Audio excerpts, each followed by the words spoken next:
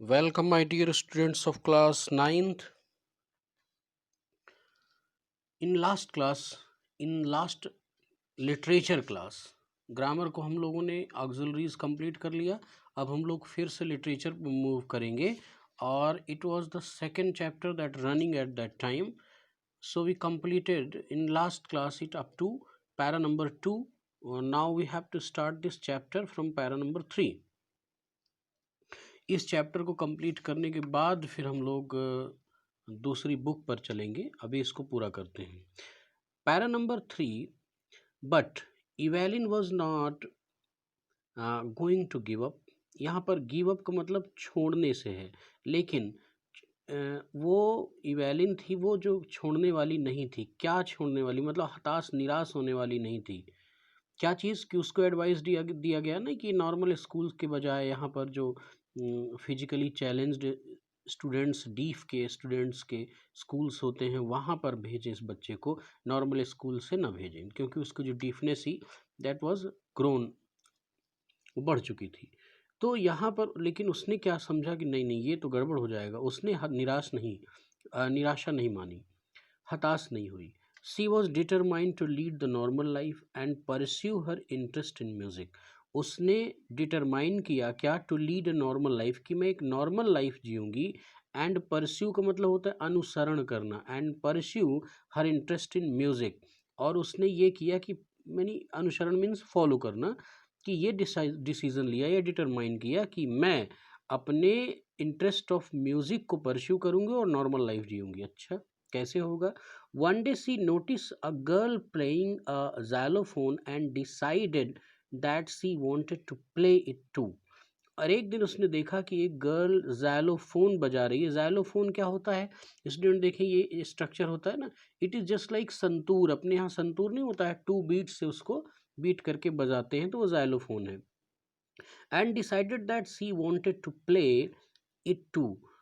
Most of the teachers discourage her, but percussionist Ron fibrous, ये जो Ron Forbes इनका नाम है, रॉन फॉब. ये फॉब जो है वो ऐसे लिखा जाएगा, फोब्स अगर हिंदी में हम लिखें तो. रॉन फोब्स, ये आधा बा और सा, जैसे फोब्स पत्रिका नहीं होती है ये जो. लेकिन सब कई सारे टीचर्स उसको डिस्करेज किया, मतलब हतोत्साहित किया. लेकिन वहाँ पर एक परक्यूशनिस्ट मतलब एक जो म्यूजिशियन थे, ऐसे म्यूजिशियंस जो ड्रम बीटिंग के इंस्ट्रूमेंट बजाते हैं, बीटिंग वाले, उनको हम लोग परक्यूशनिस्ट बोलते हैं. उनका नाम क्या था? Ron Forbes. उन्होंने स्पॉटेड हर पोटेंशियल, उन्होंने उसके क्षमताओं को, पोटेंशियल को पहचाना. He began by tuning two large drums to different notes. उन्होंने क्या किया कि बड़े 2 ड्रम लिए और उनको डिफरेंट नोट्स में ट्यून किया और कुछ कहा. क्या उसकी ट्रेनिंग मतलब स्टार्ट हुई. Don't listen through your ears, अपने कानों से मत सुनो, ही वुड से. और फिर क्या कहा? Try to sense it some other way. इन ये ड्रम की बीट्स हैं, इनको कुछ दूसरे तरीके से महसूस करने, टू सेंस यानी महसूस, फील करने की कोशिश करो, कानों से सुनने की कोशिश मत करो. सेज इवेलिन. इवेलिन क्या कहती है कि सडनली आई रियलाइज्ड. अब वो कहती है, वो अपनी कहानी बता रही है, ध्यान रखना.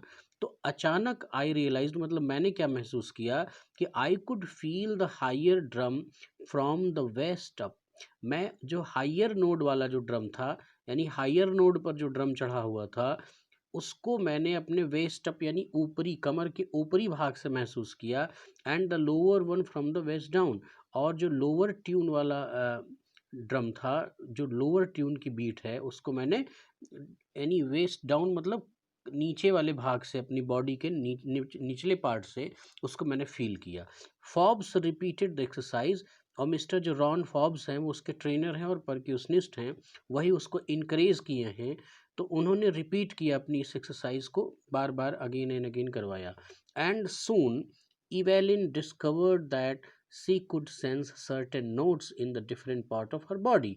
और फिर अचानक उसने महसूस किया, ये बल्कि उसने खोज लिया, डिस्कवर कर लिया, क्या? That she could sense certain notes, यानी कुछ नोट. नोट का मतलब क्या होता है?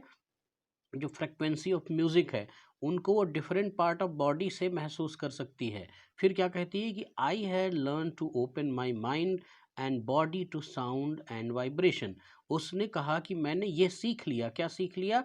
टू ओपन माई माइंड, अपने दिमाग को, अपने शरीर को मैंने साउंड एंड वाइब्रेशन के लिए, यानी म्यूज़िक से जो निकलने वाला साउंड है और उसकी जो वाइब्रेशन है, उसके लिए मैंने अपने माइंड और बॉडी को ओपन कर लिया, अर्थात सीख लिया। कैसे इसको ओपन करें? यूं सेंस, इसका सेंस समझे इस लाइन का, कि मैंने अपने पार्ट ऑफ बॉडीज को ट्रेंड कर दिया कि कैसे हम वो साउंड की वाइब्रेशन को महसूस करेंगे। The rest was she determination and hard work. और इसके आगे द रेस्ट मतलब ये तो ट्रेनिंग पीरियड हुआ। फिर इसके आगे की जो कहानी है, जो उसका दौर गुजरा, वो सीर मतलब अटर यानी total, determination on hard work की कहानी है। बहुत आसान नहीं था, बहुत टफ ट्रैवल रही उसकी म्यूज़िक के फील्ड में। अब देखिए चौथा पैरा क्या कहता है कि she never looked back from that point onward. उस बिंदु से, यानी जो उसकी वो प्रिपरेशन हुई उसके बाद से, उसने कभी भी looked back, never looked back, कभी भी पीछे मुड़ के नहीं देखा। She turn the United Kingdom with a youth orchestra. She toured, यानी उसने टूर्ड का मतलब विजिट किया, कहाँ पर? यूनाइटेड किंगडम के एक यूथ ऑर्केस्ट्रा में। And by the time she was 16, और समय के साथ जब वो 16 साल की थी, she had decided to make music her life, और उसने निश्चित किया कि मैं अपनी ज़िंदगी में म्यूज़िक को ही मैं अपनी ज़िंदगी बनाऊंगी।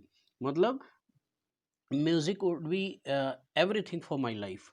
सी auditioned for the Royal Academy of Music. उसने रॉयल एकेडमी ऑफ म्यूज़िक के लिए ऑडिशन दिया। And scored one of the highest mark in the history of the academy. और उसने उस एकेडमी की हिस्ट्री में सबसे सर्वाधिक मार्क, हाईएस्ट मार्क्स उसने ऑब्टेन किया। She gradually moved from orchestral work to solo performance. देखिए यहाँ पर एक लाइन को मैं पहले समझा दूं। ऑर्केस्ट्रल वर्क का मतलब क्या है? ऑर्केस्ट्रा कब होता है? जब कई सारे म्यूजिशियंस, यानी ग्रुप ऑफ म्यूजिशियन। ऑर्केस्ट्रा के लिए शब्द ही क्या यूज किया गया है? Group of musician, group of musician. लेकिन ग्रुप ऑफ म्यूजिशियंस में यानी कई लोगों के बीच में बजाना अपने वाद्य यंत्र को। और फिर एक होता है सोलो परफॉर्मेंस। सोलो परफॉर्मेंस का मतलब अपने वाद्य यंत्र को अकेले ही बजाना। जैसे मान लीजिए जाकिर हुसैन तबला बजाते हैं तो सोलो परफॉर्मेंस देते हैं। इस तरह से पंडित हरि प्रसाद चौरसिया अपनी बांसुरी का सोलो परफॉर्मेंस देते हैं। और इसी तरह से बिस्मिल्लाह खान की आपने शहनाई सुनी होगी, सोलो परफॉर्मेंस देते हैं। वीणा वादक बहुत सारे कलाकार हैं जो वीणा का सोलो परफॉर्मेंस देते हैं। तो सोलो मतलब अकेले ही अपने वाद्य यंत्र को परफॉर्म करना, और वो एक बड़ी पॉपुलैरिटी हो जाती है। तो पहले तो उसने कुछ दिन तक ऑर्केस्ट्रल वर्क किया, यानी ग्रुप ऑफ म्यूजिशियंस के बीच में काम किया। फिर उसने क्या किया? सोलो परफॉर्मेंस धीरे धीरे स्टार्ट कर दी।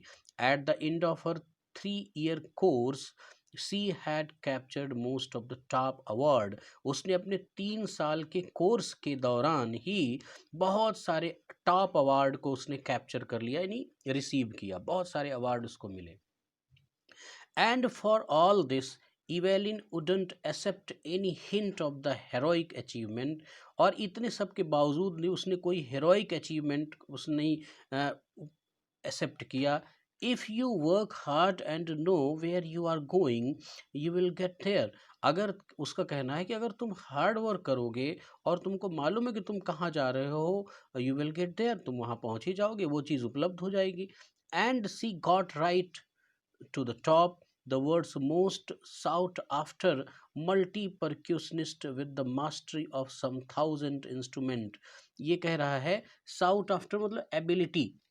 And she got right to the top, और फिर धीरे धीरे उसने वो जो टॉप पोजीशन प्राप्त कर ली। The world's most sought after multi percussionist. और उसने वो स्थान प्राप्त किया, कौन सा स्थान? कि जो मल्टी परक्यूशनिस्ट होते हैं, यानी बहुत सारे ड्रम बीटिंग जो इंस्ट्रूमेंट होते हैं उनको एक साथ बजाने वाले मल्टी परक्यूशनिस्ट होते हैं, उसने वो एबिलिटी हासिल की। With the mastery of the some 1,000 instrument, हज़ारों इंस्ट्रूमेंट पर उसने अपनी मास्टरी यानी अपनी जो पकड़ है वो बनाई, अपनी लर्निंग की, उसने उसमें महारत हासिल किया। एंड हेक्टिक इंटरनेशनल शेड्यूल्ड, और उसका हेक्टिक का मतलब बहुत ही भाग दौड़ भरे उसके इंटरनेशनल शेड्यूल्स रहे, उसके अंतर्राष्ट्रीय यात्राएं उसने की, यानी कई सारे देशों में उसने अपनी परफॉर्मेंस दी, तो इसलिए इंटरनेशनल शेड्यूल शब्द आया है। तो इस तरह से स्टूडेंट आज की क्लास में मैं यहीं पर समाप्त करूंगा। अगली क्लास में इस चैप्टर को हम लोग कंप्लीट करेंगे। Thank you very much.